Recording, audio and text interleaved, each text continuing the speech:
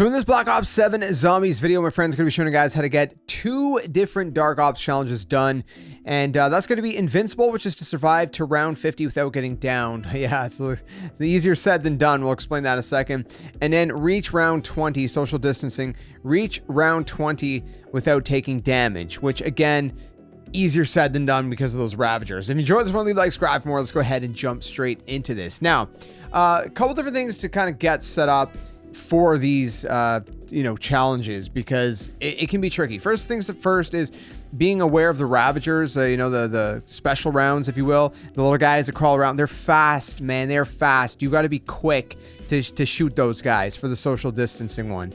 And then also Invincible, as the time progresses, the rounds progress, there's going to be more of them, and they're going to be more chaotic and more vicious. So they're going to be insane. But let's go ahead and talk about getting set up, if you will.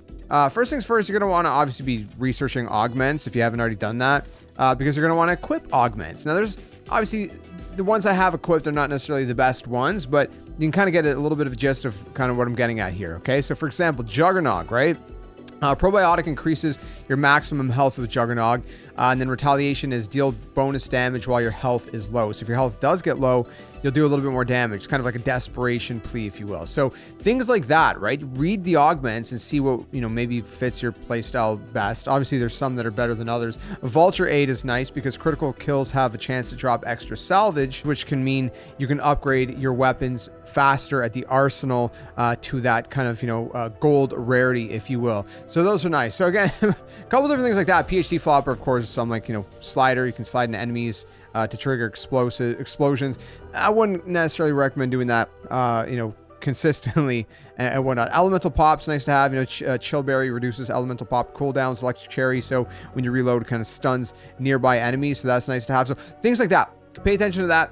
Ammo mods, same thing. I like Fireworks. It's actually it's pretty powerful in this game. When it does trigger, it kills a lot of zombies. So personally, I do like to have that. Brain Rot's always a given as well. Of course, Brain Rot, you can, of course, have zombies turn into friendlies. And you can also have that for elite enemies. So you have the big game major augment on, which is really nice as well. Field upgrades.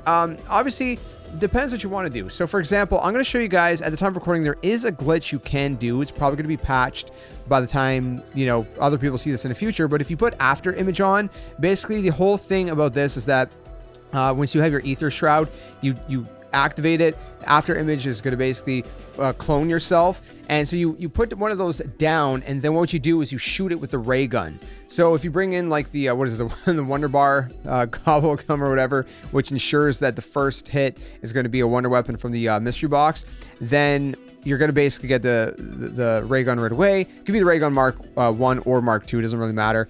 And then you just activate that and you shoot at its feet until your ether shroud runs out, and then it's just perma there. And you set a couple of those up in a sort of spaced out a little bit, just so you have kind of space. It's not going to distract the bears though, but that is a glitch you could do if it's not patched by the time you guys see this video. But either way, ether shroud, there's different things you can kind of play around with that. But otherwise, if the glitch is patched, and otherwise I would use toxic growth, because what that means is when there's like these little spores around the map, you can get these fumigators, and if you get these fumigators to kind of fumigate the spores, if you will, spray the spores, but you put toxic growth on it, it's going to, first of all, make it faster and make the loot even better. So you can get like PAP crystals, like PAP 2 crystals even, you get all these upgrade tools, even gold upgrade tools. And it's crazy. You get some really good stuff, monkey bombs and all that good stuff. So you're going to want toxic growth. It's going to help you significantly. And it'll also slow enemies down if you do need to pop it and whatnot. So it'll be very, very good for that. I mean, obviously you can use Dark Flare as well. It shoots this big kind of beam that'll kill a bunch of zombies. Again, you can't go wrong really with any of these. But I have, like I said, a couple recommendations there for you guys. In terms of the rest of your loadout, again, a little bit subjective. There's some guns that are going to be better than others. A lot of people do like the Peacekeeper. They think it's, pretty good. In terms of SMGs, I mean, a lot of the SMGs can be pretty solid for the most part. I can't remember which one I was using that was, it was really good. I think it might have been It might have been the Raiden. But anyways, one of them has a lot of ammo, especially when you pack a punch it and whatnot. Some of the shotguns, a lot of people like the Akita. It's a pretty good shotgun. I don't like the Echo as much. It's kind of slow firing. I don't know, not my favorite in terms of that. Beyond that, some other weapons people like using that's, you know, pretty good is the XR3 Ion. There's also, what else here?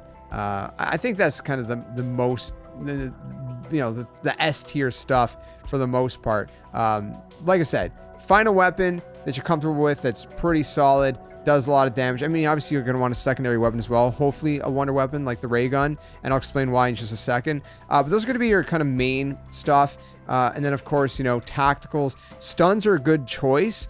If you do have cymbal monkeys, of course, you craft in the game, it's always nice to have. Or of course, the Casimir grenades are really nice to have. Doesn't kill the elites, doesn't distract the elites really, but it slows the elites down. So if you kind of throw it in their path, it'll slow them down, do a bunch of damage, you're good to go. Otherwise, the decoys. Decoys can come in pretty clutch for you, but they are unlocked at level 50, so keep that in mind. Lethals, I guess a little bit subjective. Combat Axe is really good. It can slice through multiple enemies, even high rounds into like the 40s and 50s rounds. You can kill multiple enemies one shot by throwing the Combat Axe through them. So that's kind of a go-to. Point turret, I guess, is pretty solid as well. It's not super OP, but you know, can do a little bit of extra damage. You just kind of throw it down and just kind of, it's a little mini sentry turret, if you will. So, but again, Combat Axe is what I would bring in if you can. Gobblegum, a little bit kind of subjective depending on your play style. Obviously, some sure bet kind of things. Cash back, nice to have if you get in a pinch. You know, need some ammo. Shields up to kind of regenerate your shields. Of course, you're going to want the maxed, you know, level 3 shields. Different things like that. This set right here, I only had on because of the Wonder Bar. Like I said, you could bring that in if you want to. I didn't spend a lot of time kind of tweaking my Gobblegum, and I didn't, you know, I haven't used a ton of Gobblegum, but again, things that you think, you know, will help you out. Double points can help you out, obviously, early on to kind of get points a little bit quicker. Maybe not too early on, maybe kind of more like halfway through, like, you know, maybe after you get the social distance one. Or you can use one early on and one later on as well. So anyways, play around with the Gobblegum to your heart's content and all that good stuff, and we'll be good to go. So in terms of the gameplay itself, for the most part, social distancing. Okay, first of all, let's start with that one. That one's going to be a little tricky because there's going to be like, I think at least 2, maybe 3 Ravager rounds. I think they're called Ravagers, right, if I remember correctly. Anyways, the special zombie rounds where the, you know, little guys that are running all over the place and they're just freakishly fast. They're going to be pretty hard because of the social distancing one to kind of deal with.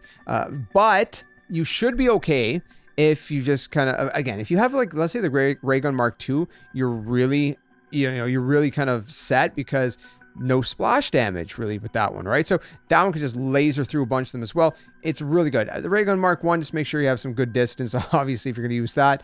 Otherwise, really go for those heads. Try the decoys, maybe some stun grenades, anything that can slow those little suckers down, because man, that's going to be your worst enemy. Besides them, the worst enemy is going to be those stupid bears that are super OP. The best thing against them is the ray gun. The Ray Gun Mark I is a little bit, I feel like it's a little bit better than the Ray Gun Mark II against them, but they're both very, very good. Make sure you're shooting those kind of like zit looking things, the beehives on them, because those are going to do a little bit more damage a little bit more quickly when you pop those. But pay attention, okay? The first one's going to spawn around, I think, somewhere, the earliest I think maybe around 13, 14, could be up to around 16. You're probably going to get 2 different rounds at least. There's going to be at least one that spawns. So you're going to have to deal with 2 of them for the social distancing. And again, they're going to be a real pain.